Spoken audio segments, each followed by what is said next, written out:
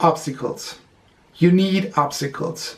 Otherwise, there won't be a story, right? But there's a difference between meaningful obstacles and just distractions. So in this video today, you will learn the difference between what are distractions and what are meaningful obstacles.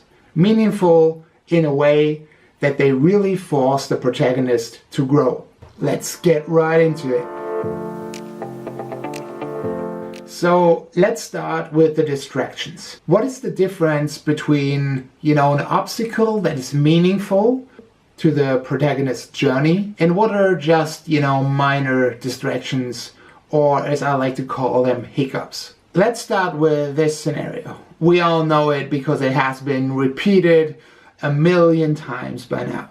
It's even, I think, become a trope or a cliche, whatever you want to call it. So we have a chase scene, right? There's this guy running from others who want to harm him. Okay, nothing special here. So now bring in a distraction. A distraction then is this guy runs towards his own car, gets out the key, drops the key. Boom. Okay, there you have it. That's an obstacle.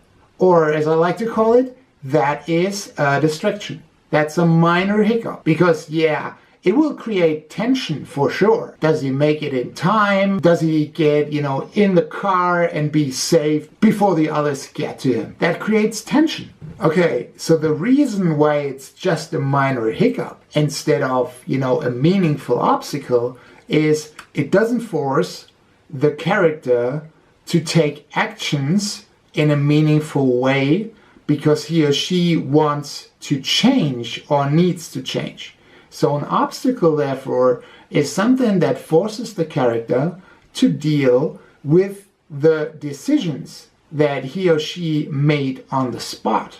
And you can only set up meaningful obstacles if you know the inner journey this character is going to take and the character arc he will go through in order to grow. See how this is all connected? Okay, so what are obstacles then exactly? Like I said, obstacles do need to stand in the way of the protagonist reaching his or her goal. So we did understand that, distractions, they are really just minor hiccups. They create tension, but obstacles, therefore, are related to the choices that a character makes.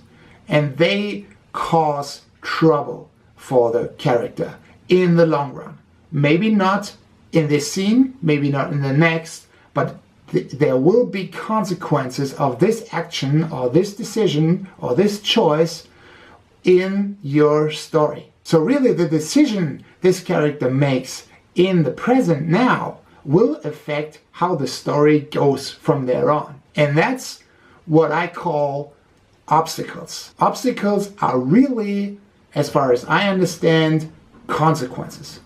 It's like in real life, again, you choose something and it will definitely have consequences. I mean, the simplest example I can come up with, if you decide not to get up in the morning and not to go to work, this will have consequences that you need to deal with. And that's what you're looking for. This mechanic is something that is really familiar to you and everyone. Because even if we decide not to make a decision, we actually already have made a decision. So that's already leading to consequences. Even if you say, okay, I'm totally passive, I'm not taking action here, the passivity is already a choice. And this choice will lead to consequences. Even if the consequences are that people are just taking over your place. Because you're so passive, they just push you aside and take over your place. See? Consequences. Let's have an example. So take Liam. Liam, the chubby loser, has a goal. He wants to go to the party and he wants to impress the girl. Now you bring in obstacles. Of course, the first thing that comes to mind is the parent not allowing him to go there. Like we discussed before, this is just a hiccup. It's not meaningful because it ends right there. These obstacles, they need to escalate the story in the long run? And does, the parent not allowing Liam to go to the party really escalate the story? Not really. But it's the first setup that you will need to create meaningful obstacles. Because what it really does, it forces him to decide whether it is so important to him to go, even though he's not allowed, or to just, leave it be and cry himself to sleep. See, that's a decision right there. And that's what you need. Because that is, throwing the first stone. And it's creating the first ripple in terms of waves that curl around the disaster. Of course, Liam does not leave it at that. He decides to go out. Okay, and now he not only sneaks out at night, he also steals or, borrows his father's car and takes off with the car to the party. All right, this is getting interesting, isn't it? So now we have him sneaking out, stealing his father's car, going to the party. So he takes actions, and these actions will most likely lead to consequences already.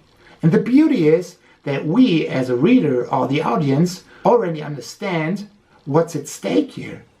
And that's the beauty of it. We already fear for this character Liam because we know he's gonna get himself in deep shit.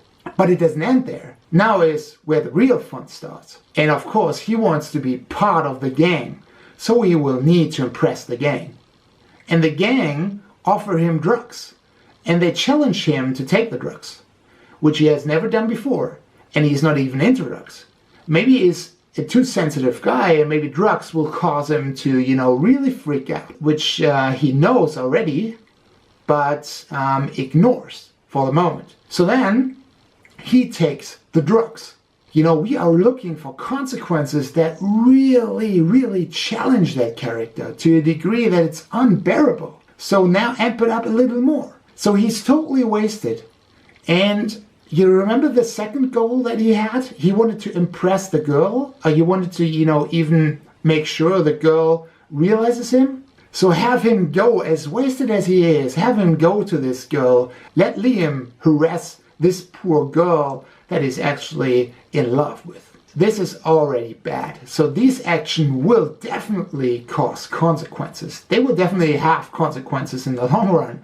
Maybe faster than the long run. To make it even the worst it could get in this very moment, because we're already feeling with Liam, and we're feeling the weight of the choices that he made. But let's bring in another consequence that will really blow everything to pieces. Have him go home, wasted as he is, driving the car, and let him crash the car. Boom!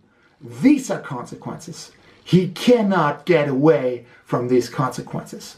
He is already in deep trouble. So deep that it will be hard for him to get out. And this is what I mean by forcing.